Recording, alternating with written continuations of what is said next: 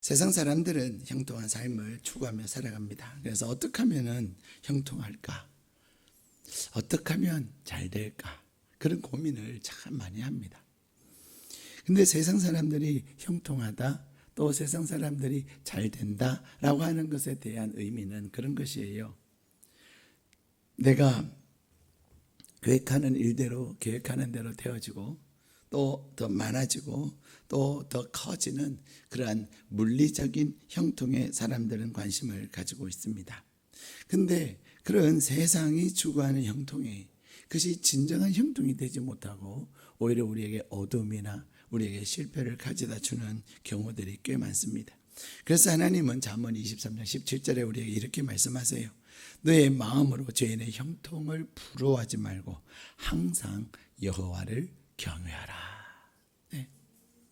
세상이 추구하는 잘되고 더 많이 가지고 또 더 커지고 더 높아지고 그러한 어떤 세상의 물리적 형통에 대해서 부러워하지 말아라. 오히려 여호와 하나님을 경외하라고 말씀하세요. 뿐만 아니라 호세아 4장 7절에는 우리에게 그렇게 말씀하십니다. 그들은 번성할수록 내게 범죄하니 내가 그들의 영화를 변하여 욕이 되게 하리라. 이렇게 호세아서의 말씀을 통해서 우리에게 말씀하세요. 세상의 그 형통, 세상의 그 물리적인 형통은 번성하면 번성할수록, 형통하면 형통할수록 점점 뭐하게 된다고요? 교만하게 된다는 것입니다. 그래서 하나님께 범죄하게 된다는 거예요. 그러나 오늘 하나님은 그럼에도 불구하고 형통한 삶을 우리에게 말씀하세요.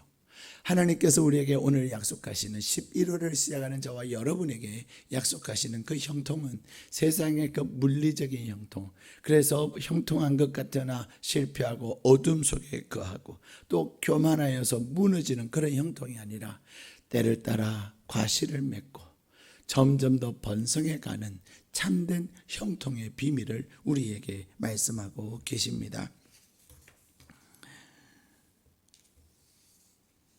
오늘 하나님께서 우리에게 주신 본문의 말씀에는 정말로 형통한 자, 그를 뭐라고 말해요? 복 있는 자다 이렇게 말씀하세요. 복 있는 자가 형통한 삶을 살게 된다는 거죠. 그 복이 있다고 하는 것, 형통하다고 하는 것, 그것은 어떻게 우리가 그것을 이루어갈 수 있습니까? 오늘 본문의 말씀에 보면은 복 있는 사람은 악인의 꾀에 따르지 아니하고 죄인들의 길에 서리지 아니하고 오만한 자들의 자리에 앉지 아니한다 이렇게 말씀하세요. 다시 말하면 우리가 하나님 안에서 하나님이 주시는 그 형통의 삶을 살기 위해서는 우리가 죄인의 길에서 돌아서야 된다는 것입니다. 우리는 세상을 살아가면서 얼마나 많은 죄인의 생각과 죄인의 방법과 죄인의 그 어떤 감정을 가지고 살아가는지 몰라요. 하나님께서 우리에게 형통의 삶을 허락하시기를 원하시고 우리의 삶 속에서 하나님이 담장놈으로 뻗어가는 놀라운 번성을 허락하시기를 원하시는데 내 삶에 그러한 것이 우리에게 임하여 복 있는 사람으로 형통한 사람으로 살아가기 위해서는 내 안에 있는 죄인들의 생각, 내 안에 죄인들의 방법, 내 안에 있는 죄인들의 감정들에서 돌아서야 된다고 말씀하고 계십니다. 그래서 사람들은 그런 이야기를 합니다. 잘 믿는 척하지 말고 철저히 잘 믿어라 이렇게 이야기합니다. 우리가 하나님 안에서 하나님을 온전히 알고 내가 하나님을 온전히 알면 알수록 그래서 믿는 척하는 것이 아니라 내 안에서 전심으로 하나님을 사랑하고 전심으로 하나님을 바랄 때마다 우리의 삶이 달라지기 시작하는 거예요. 내 삶이 달라지기 시작하는 거죠. 내 삶이 달라지기 시작할 때 우리는 하나님께서 다 이루셨음을 믿게 되는 거예요. 우리 주님께서 십자가에서 죽으실 때 주님이 무엇이라고 말씀하셨습니까? 다 이루었다.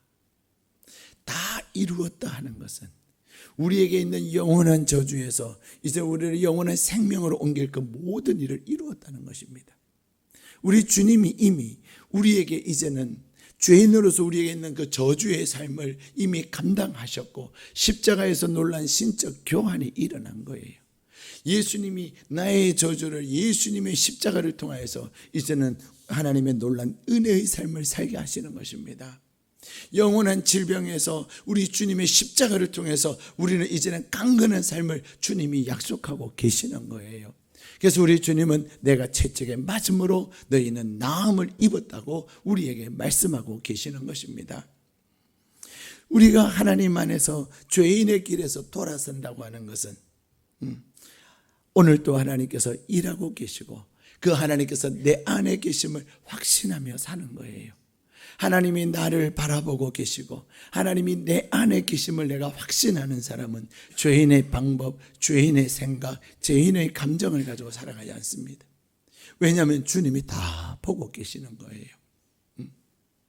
누군가가 나를 촬영하고 있다고 생각하면 여러분들이 행동하는 게 다를 거예요. 일단은 옷매무시부터 바르게 하고, 그렇죠?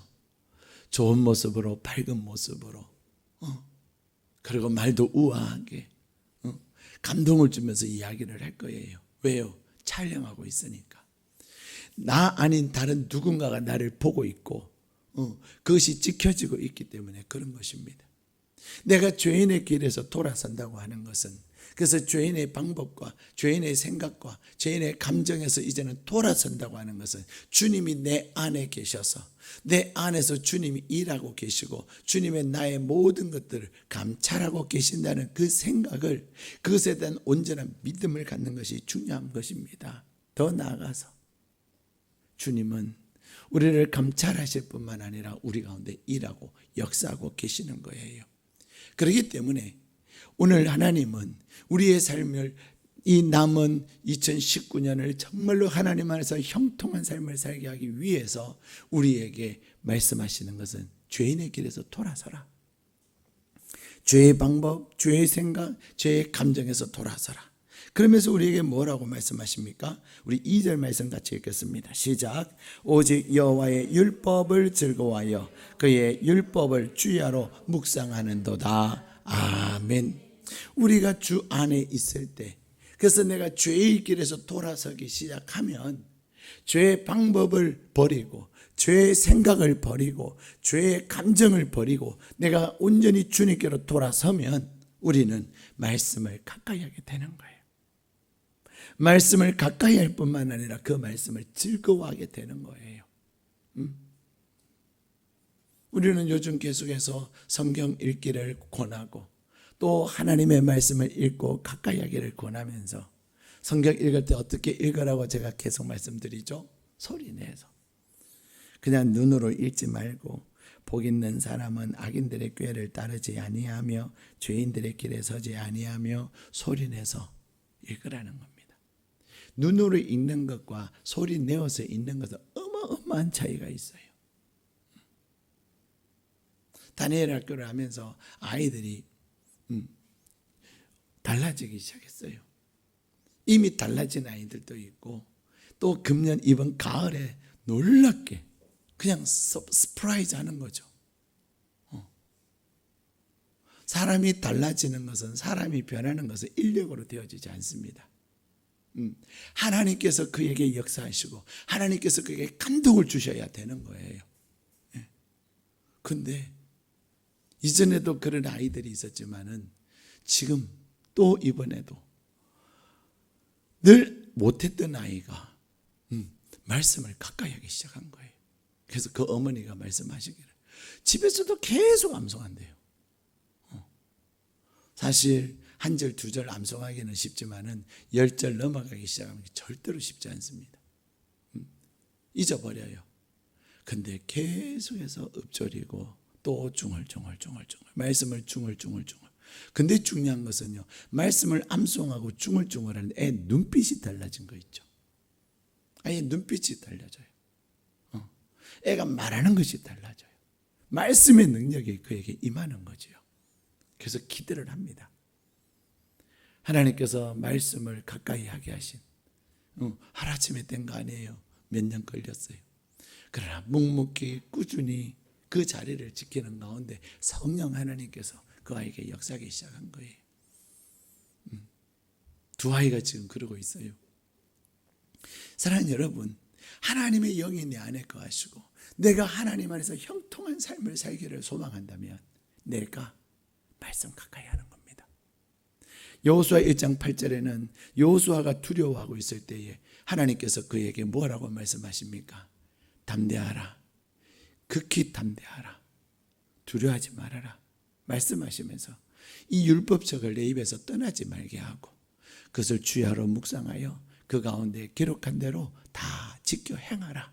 그러면 내가 형통하리라. 너의 길이 평탄하게 될 것임을 약속하고 계십니다. 우리는 이 형통에 대해서 오해를 하고 있어요. 원수 마귀들은 우리를 계속해서 속입니다. 뭐라고 속이죠? 이 형통의 개념에 대해서 잘 되는 것의 개념에 대해서 속여요. 뭐라고 속입니까? 많이 가져야 형통한 거고, 커야 형통하고, 사회적으로 높아져야 형통하다고 생각을 합니다.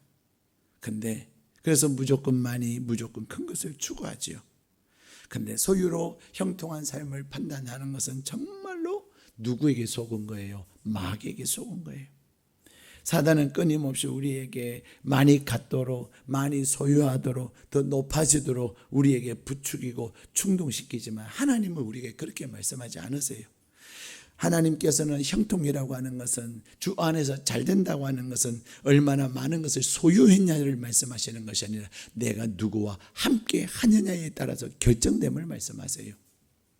창세기 39장에 보면은 요셉은 노예로 팔려갔는데 그를 형통한 자다 말씀하세요. 그는 형통했다고 말씀하세요. 근데 그 형통했다고 말씀하시기 전에 무엇을 말씀하고 있냐면 그가 하나님께서 그와 함께 하심으로 그가 형통했다는 것입니다. 사랑하는 여러분, 여러분은 누구를 가까이 하세요? 누구를 가까이 하세요? 무슨 힘든 일이 있고 답답한 일이 있고 화나는 일이 있고 그럴 때 누구를 찾습니까? 내가 하나님을 가까이 하고 내가 주의 말씀을 가까이 할 때 나의 그 억울하고 나의 힘들고 나의 고통스럽고 나의 화나는 그 모든 것들을 하나님께서 풀어주시고 그것을 십자가를 통해서 우리에게 은혜를 베풀어 주시는 거예요.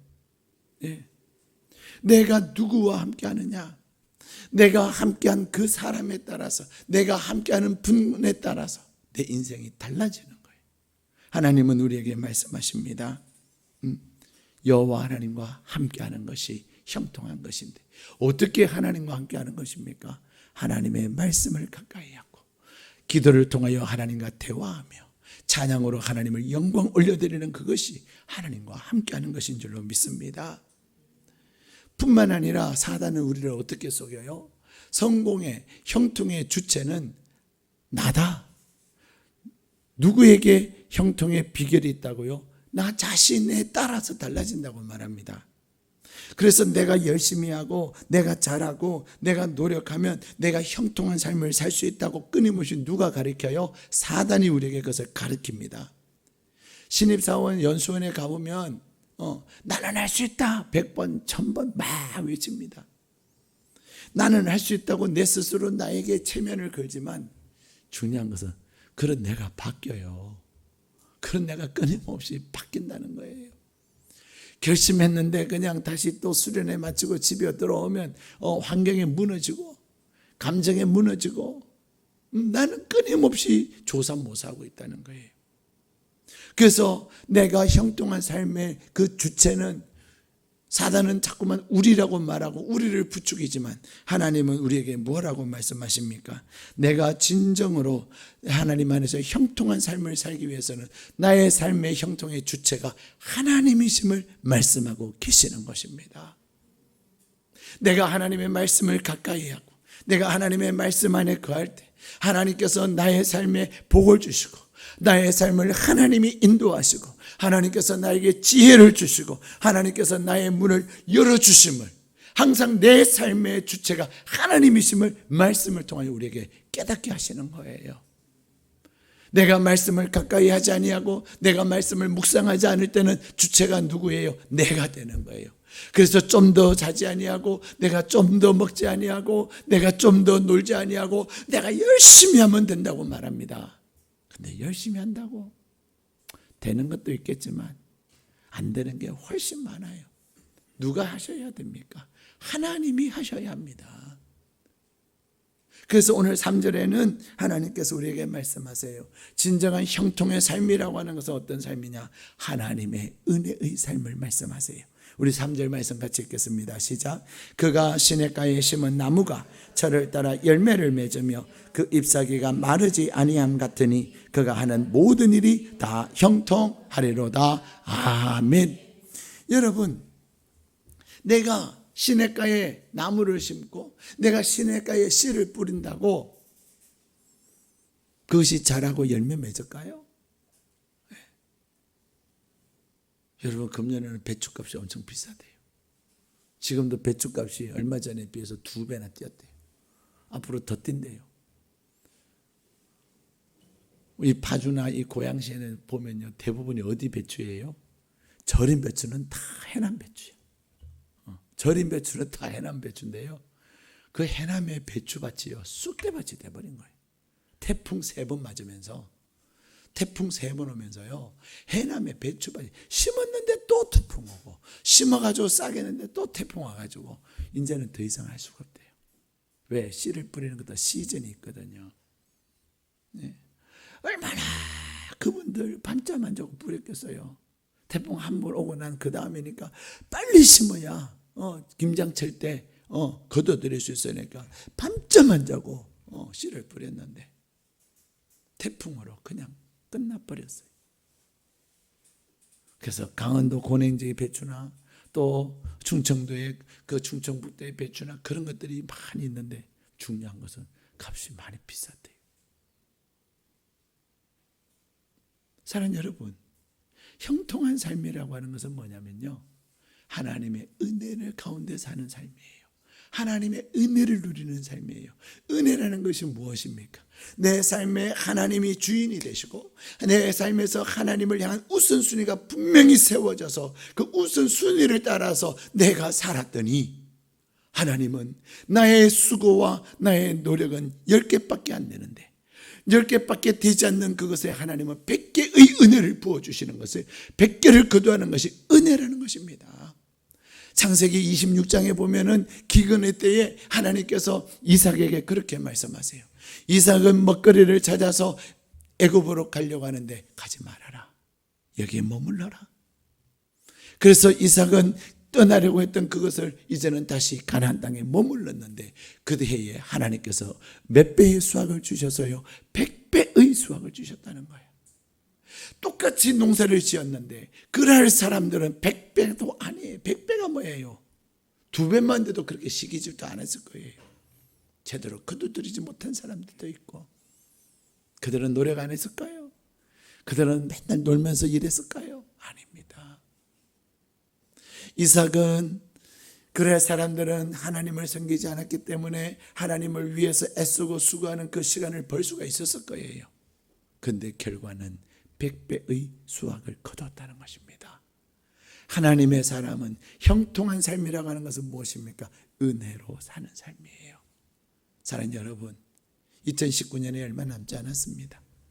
2019년 이제 2달밖에 남지 않았는데 이 11월에 여러분의 삶이 주 안에서 형통한 삶으로 턴할 수 있기를 축복합니다.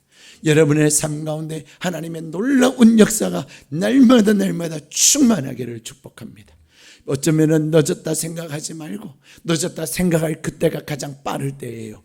그러기에 내가 늦었다 생각하는 그때에 내 안에 있는 죄인의 방법들, 내 안에 있는 죄인의 생각들, 내 안에 있는 죄인의 감정들을 주님의 십자가에 못 박고 내가 이제는 주님의 말씀을 묵상하면서 내가 말씀을 가까이 하고 그 말씀이 나의 삶의 무기가 되어서 말씀을 따라 행할 때 하나님의 일하심을 경험하며 말씀에 순종하며 나갈 때 하나님의 은혜가 풍성해지는 역사를 경험하는 11월이 되시기를 주님의 이름으로 축복합니다.